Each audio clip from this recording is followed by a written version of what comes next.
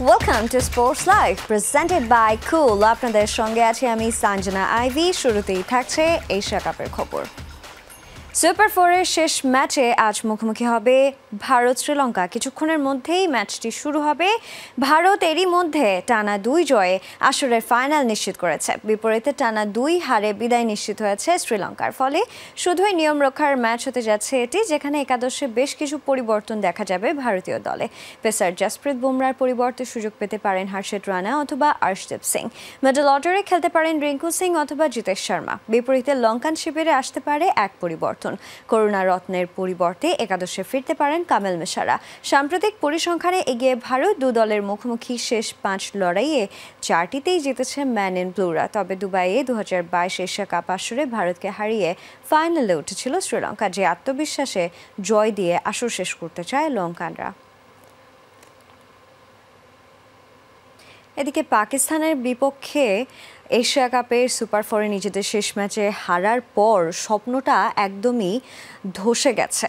Final ম্যাচটা ভারতের সাথে খেলতে পারত বাংলাদেশ, তবে বছরের পর বছর ধরে বড় টুর্নামেন্টে বাংলাদেশের গল্পটা একই রকম। বড় আসরে প্রেস মিটে চ্যাম্পিয়ন লাল সবুজের দল। ব্যাট হাতে 22 গজে মুখ থুবড়ে পড়ার দৃশ্যটা বদলায় না মিথ্যা আত্মবিশ্বাস। 14 বছর আগে মুশফিক মাহমুদুল্লাহরা যা দেখিয়েছেন, 2025 সালে এসেও তাই দেখান জাকের সোহানরা। ঘুমিয়ে থেকে আর কত স্বপ্ন দেখাবে এদেশের ক্রিকেট? ছক্কা তো খালি ছক্কা মারলেই তো হবে না, ঠিক আছে? মোশন যেভাবে চলে ওইভাবে যেতে হবে। আমরা শুধু 6 মারার চিন্তাটাই তো করি না, আমরা রান করতে হবে এটা চিন্তা করি। হ্যাঁ, আমরা ওটা নিয়ে কাজ করছি, কিভাবে টিমের হেল্প করা যায়। জাকের আলী অনেক এক কথার মানুষ। এবারের এশিয়া কাপে 6 ম্যাচে 66 বল খেলে একটাও ছক্কা মারেননি তিনি, নাকি মারতে পারেননি। রানও কি করেছেন? ভারত ও পাকিস্তানের বিপক্ষে শেষ 2 ম্যাচে অধিনায়কের দায়িত্ব পেয়ে করেছেন 4 ও 5। তার আগের ম্যাচে লঙ্কানদের বিপক্ষে 9। গ্রুপ পর্বে অবশ্য একটা 41 রানের ইনিংস আছে জাকেরের।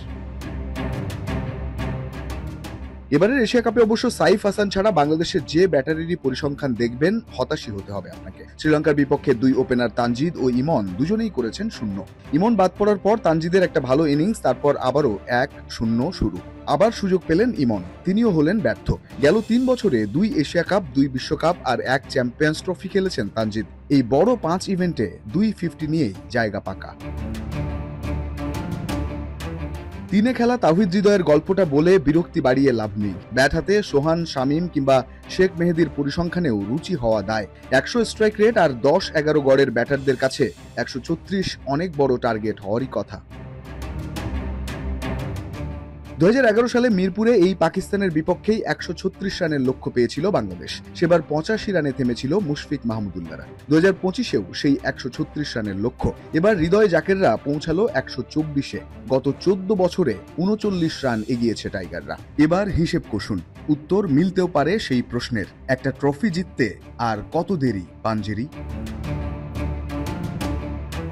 রঞ্জন শান্ত, যমুনা স্পোর্টস, দুবাই, সংযুক্ত আরব আমিরাত। পেসারদের মোকাবেলা করতে হয় 4-এ খেলানো হয় শেখ মেহেদীকে।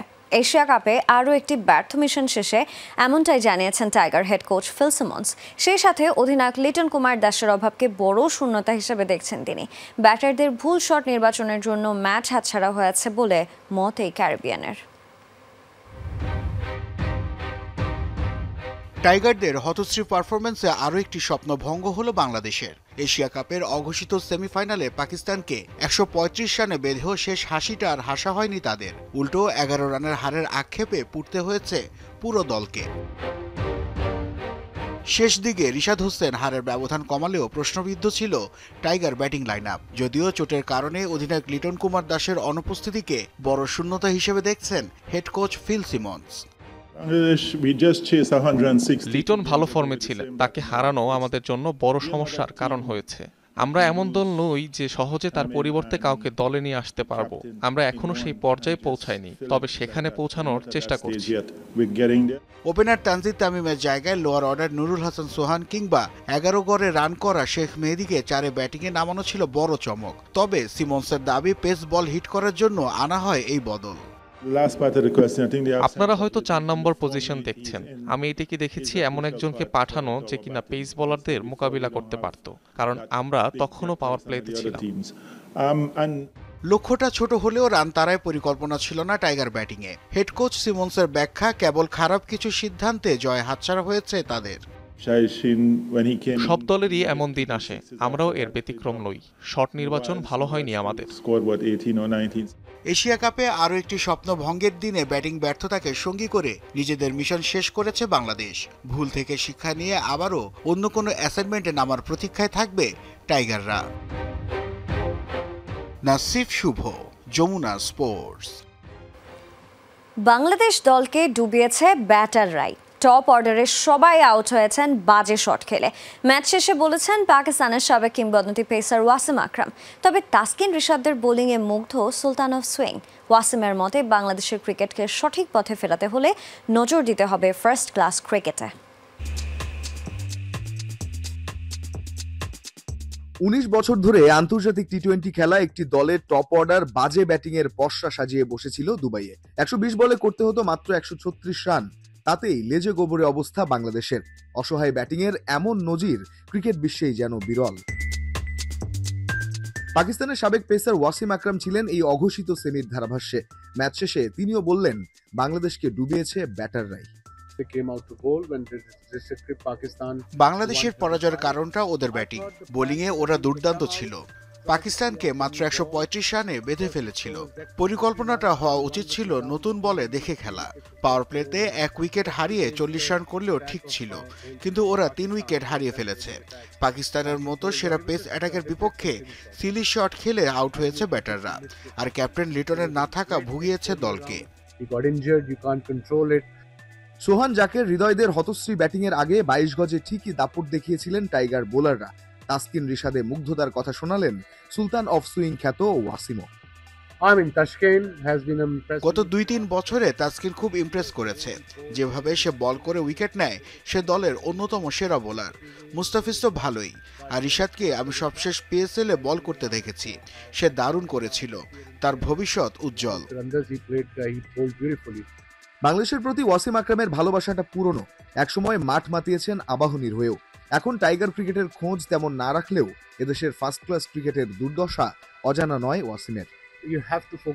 বাংলাদেশকে তাদের প্রথম শ্রেণীর ক্রিকেটে নজর দিতে হবে। লাল বলের ক্রিকেট থেকেই আসল ব্যাটার পাওয়া যাবে। আমি এটা বছরের পর বছর ধরে বলে আসছি। ঠিক যখন থেকে বাংলাদেশে ক্রিকেট ফলো করছি তখন থেকেই বলছি, প্রথম শ্রেণীর ক্রিকেটটাই আগে ঠিক করতে হবে। আরো একবার বড় মঞ্চে ব্যর্থতার গ্লানি নিয়েই ফিরল বাংলাদেশ। কবে কাটবে ট্রফি খরা, সেই উত্তর রয়ে গেল অজানা। রঞ্জন শান্ত, যমুনা স্পোর্টস, দুবাই, সংযুক্ত আরব আমিরাত। এশিয়া কাপের ফাইনালে ওঠার সহজ সুযোগ পেয়েও তা কাজে লাগাতে না পারায় হতাশ সাবেক অধিনায়ক মিনহাজুল আবেদিন নান্নু। বোলাররা ভালো করলেও ব্যাটিং ব্যর্থতায় পাকিস্তানের বিপক্ষে জয় পাওয়া সম্ভব হয়নি বলে মত তার। এদিকে টাইগারদের এই পরাজয়কে দুর্ভাগ্যজনক বলছেন বিসিবির সহসভাপতি নাজমুল আবেদিন ফাহিম। খুব দুর্ভাগ্য বোলারদেরকে বলবো যে তারা এত চমৎকার বোলিং করলো এবং বিপক্ষ দলকে মাত্র 137 রানের মধ্যে আটকে রাখলো। সেখানে আমাদের ব্যাটসম্যানরা যথেষ্ট দায়িত্বশীলতা পরিচয় দিতে পারেনি। আমার মানে কিছু কিছু সফট স্পেশাল ছিল, কিছু কিছু আরেকটু দায়িত্বশীল হবার প্রয়োজন ছিল। এমন একটা প্রেশার ম্যাচে আমার মানে পার্টনারশিপটা খুব গুরুত্বপূর্ণ। এই সুযোগটা চলে এসেছিল, এই সুযোগটা হাতছাড়া হয়ে যাওয়ার, এটা আবার কখন পাবো আমরা ফাইনাল খেলার একটা সুযোগ, এটা অপেক্ষা করতে হবে। এটা অবশ্যই ব্যাট লাগে, এরা এত পরিশ্রম করে এখানে যে খেলা দেখতে এসে রেজাল্টটা না পাওয়ার একটা সুযোগ এমনভাবে হাতে এসেছিল, সুযোগটা হাতছাড়া, এটা খুবই দুঃখজনক। এশিয়া কাপ থেকে বিদায় নিলেও ঢাকায় ফেরা হচ্ছে না বাংলাদেশ দলের। আরব আমিরাতে আফগানিস্তানের সাথে টি-20 ও ওয়ানডে সিরিজ খেলবে টাইগাররা। আফগান সিরিজকে সামনে রেখে সোমবার থেকে অনুশীলন শুরু করবে বাংলাদেশ দল। আইসিসি একাডেমি মাঠে আফগান সিরিজের প্রস্তুতি নেবে লিটন তাসকিনরা। একই দিন নতুন হোটেলে উঠবেন ক্রিকেটাররা। 29 তারিখ পর্যন্ত দুবাইয়ের হিলটন হোটেলে থাকবে বাংলাদেশ। শারজায় 2 অক্টোবর শুরু টি-20 সিরিজ। আবুধাবিতে 3 ওয়ানডের সিরিজ শুরু হবে 8 অক্টোবর থেকে।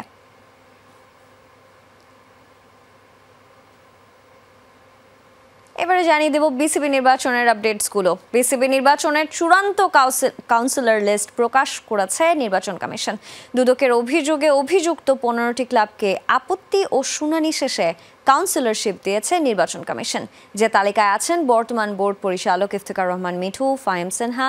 দেরিতে ফর্ম জমা দেয়া সাবেক সভাপতি ফারুক আহমেদও ছাড়পত্র পেয়েছেন।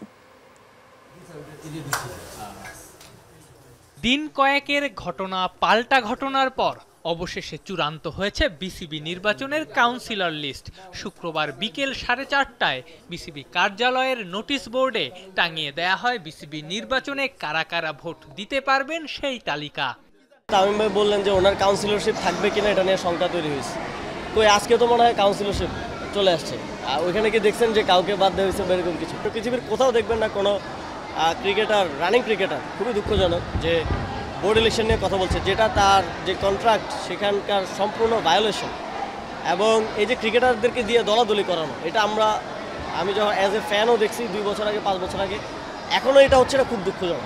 এবং যারা এগুলো করাচ্ছেন তাদের আসলে শেম ফিল করা উচিত। জেলা ও বিভাগীয় ক্রীড়া সংস্থা থেকে কাউন্সিলর হয়েছেন 70 জন। শুধুমাত্র নরসিংদী জেলা থেকে কোনো কাউন্সিলরের নাম জমা পড়েনি। পাশাপাশি দুদকের অভিযোগে অভিযুক্ত 15টা ক্লাবকে আপত্তি ও শুনানি শেষে কাউন্সিলরশিপ দিয়েছে নির্বাচন কমিশন। দেরিতে ফর্ম জমা দেয়া সাবেক সভাপতি ফারুক আহমেদও ছাড়পত্র পেয়েছেন। যারা স্পন্সর করে এই নেক্সট 3 বছর কিভাবে টিমগুলি চলবে, তো শোনো, ওটার ডাইরেক্ট এফেক্ট চলে আসবে কিন্তু আপনার এই 300 ক্রিকেটারের উপরে। বাচ্চা ছেলেগুলি যে এক্সপোজার পায় সেকেন্ড ডিভিশন, থার্ড ডিভিশনে উপরে ওঠার, আমরা হয়তো ভবিষ্যতে তৌহিদ হৃদয় বা তামিম ইকবাল বা এদের মিস করব। প্রথমে খসড়া তালিকায় বর্তমান পরিচালক মিঠুর নাম না থাকা বেশ আলোচনার জন্ম দিয়েছিল। কেননা আম্পায়ারিং ডিপার্টমেন্টকে বদলে দেওয়ার পেছনে অনেকেই তার অবদান খুঁজে পান। নারী আম্পায়ার বলেন, পুরুষ আম্পায়ার বলেন, সবাই টেলিফোন করে বলছে যে আপনি না হলে হবে না। প্লেয়াররা, কোঅবের সাথে আমি জড়িত, প্লেয়াররাও বলতেছে। আমার নামটা না দেখে যে রিপারকেশনটা হয়েছে, আমি এতে খুব হ্যাপি। জেসি এমনও বলছে যে ভাইয়া আপনি আমার কাউন্সিলরটা নিয়ে নেন, ও জানে না তো মেকানিজম। সো এটা হচ্ছে বড় পাওয়া। আপনি যদি কিছু করেন, এই জিনিসটার কিন্তু বড় পাওয়া। শনিবার সকাল 10টা থেকে বিকেল 5টা পর্যন্ত পরিচালক পদের জন্য মনোনয়নপত্র কিনতে পারবেন কাউন্সিলররা। পরদিন দাখিল। সব ঠিক থাকলে নির্বাচন 6 অক্টোবর। আফনান পিয়াল, যমুনা স্পোর্টস, ঢাকা। 10 দিন বিরতি দিয়ে আবারও শুরু হলো এনসিএল টি20। সিলেটের মাটিতে দিনের প্রথম ম্যাচে খুলনাকে 8 উইকেটে হারিয়েছে রাজশাহী। 172 রানের লক্ষ্যে ব্যাট করতে নেমে হাবিবুর রহমান সোহানের 45 বলে 94 ও নাজমুল শান্তর অপরাজিত 65 রানে সহজ জয় পায় তারা। অপর ম্যাচে রংপুরকে 71 রানে হারিয়েছে ঢাকা। সমান 172 রানের লক্ষ্যে ব্যাট করতে নেমে 100 রানে গুটিয়ে যায় আকবর আলীর Rangpur. Heads is the call.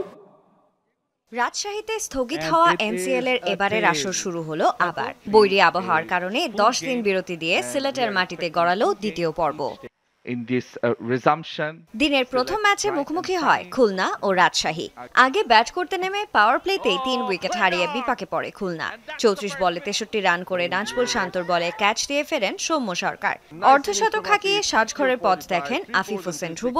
আর কেউ বলার মতো স্কোর না করতে পারলে জিয়াউর রহমানের 17 রানে ভর করে 7 উইকেট হারিয়ে 171 রানের সংগ্রহ পায় খুলনা। জবাবে নাজমুল শান্ত ও হাবিবুর রহমান সোহানের ব্যাটে 148 রানের উদ্বোধনী জুটি পায় রাজশাহী। 45 বলে 94 রানের ঝলমলে ইনিংস খেলে সোহান ফিরলে ভাঙে পার্টনারশিপ। দলীয় 162 রানে দ্বিতীয় উইকেট হারায় তারা। জয় পেতে বাকি কাজটি সারেন শান্ত। 39 বলে তার অপরাজিত 65 রানে 2 ওভার 5 বল আগেই সহজ জয় পায় রাজশাহী। দ্বিতীয় ম্যাচে 3 উইকেট হারিয়ে 171 রানের সংগ্রহ পায় ঢাকা। আগে ব্যাট করতে নেমে প্রথম ওভারের 5ম বলে ক্যাচ আউটের ফাঁদে ফেরেন আশিকুর রহমান শিবলি। 17 রান করে জিসান আলম ও 22 রান করে একই পথে হাঁটেন অধিনায়ক মাহিদুল অঙ্কন। শেষ দিকে 59 রানে আরিফুল ইসলাম ও 32 বলে 64 রানে অপরাজিত থাকেন মোসাদ্দেক সৈকত। 172 রানের লক্ষ্যে ব্যাট করতে নেমে দলীয় 34 রানে 5 উইকেট হারিয়ে দিশেহারা রংপুর। সাময়িক ধাক্কা সামাল দেওয়ার চেষ্টা করলেও 21 রানে ফিরে যান আলাউদ্দিন বাবলু। মোসাদ্দেক সৈকতের বলে সাজঘরের পথ দেখেন 25 রান করা আবু হাশেম। দলের হয়ে সর্বোচ্চ 26 রান আসে নাইম ইসলামের ব্যাট থেকে। নিয়মিত বিরতিতে উইকেট পড়লে মাত্র 100 রানেই ইনিংস শেষ করে রংপুর। সাঞ্জনা ivy, Jamuna sports. অবসরের ঘোষণা দিলেন সার্জিও বুস্কেটস। মেজর লিগের চলমান মৌসুম শেষে বুট জোড়া তুলে রাখবেন এই স্প্যানিশ। দুর্দান্ত ট্যাকল, দারুণ নিয়ন্ত্রণ আর অসাধারণ পাসিং স্কেল সব মিলে বার্সেলোনার স্বর্ণযুগের অন্যতম স্তম্ভ ছিলেন এই রক্ষণাত্মক মিডফিল্ডার।